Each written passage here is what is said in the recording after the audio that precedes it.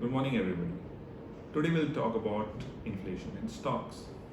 We all know inflation is all about too much money chasing fewer goods, while stocks represent your ownership in a particular business. Now, how does inflation impact stocks? Now, there are principally two ways in which inflation impacts stocks. One is the way stocks are actually valued, and second is the way inflation actually impacts the underlying business. Coming to point number one, globally, the most popular way of evaluating or valuing stocks is that you discount their expected future earnings. Now, the second question, which naturally should come to anybody's mind, is that how do you discount these earnings? So, there's something known as the discount rate. The most used discount rate is the prevalent treasury rate modified by the country risk premium. Now, who decides the treasury rate? It's the central bank of the country which decides the treasury rate. Now, what inputs does a specific central bank take before it decides the treasury rate? Now, there are two things which any central bank looks before they decide the treasury rate. One is the inflation, and second is the growth. Now, we have seen record inflation in the last 1 year, but despite that, across the globe, treasury rates have been at their historic lows. So the answer obviously lies in the part two, which is the growth.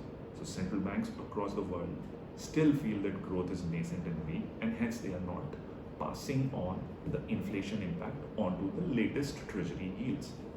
So that explains one of the reasons why stocks have still not got impacted with inflation.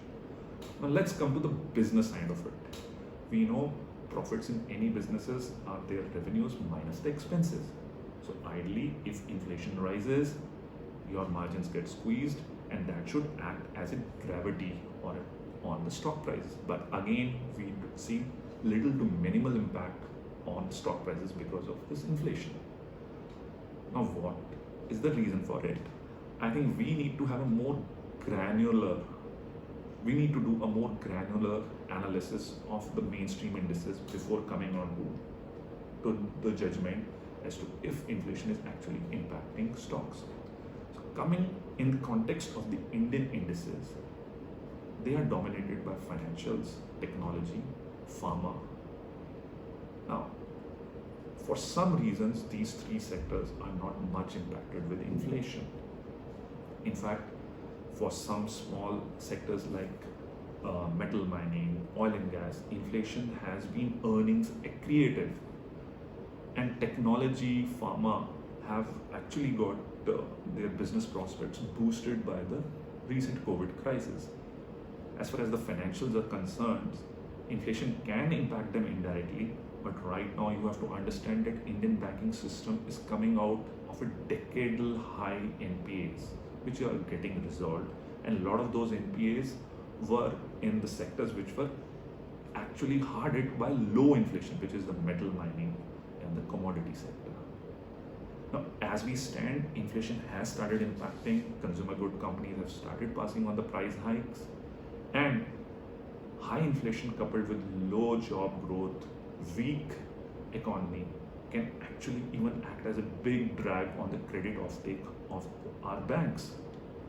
So if growth does not pick up materially, inflation does have a very strong persuasion to which can lead to fall in the prices of financial markets.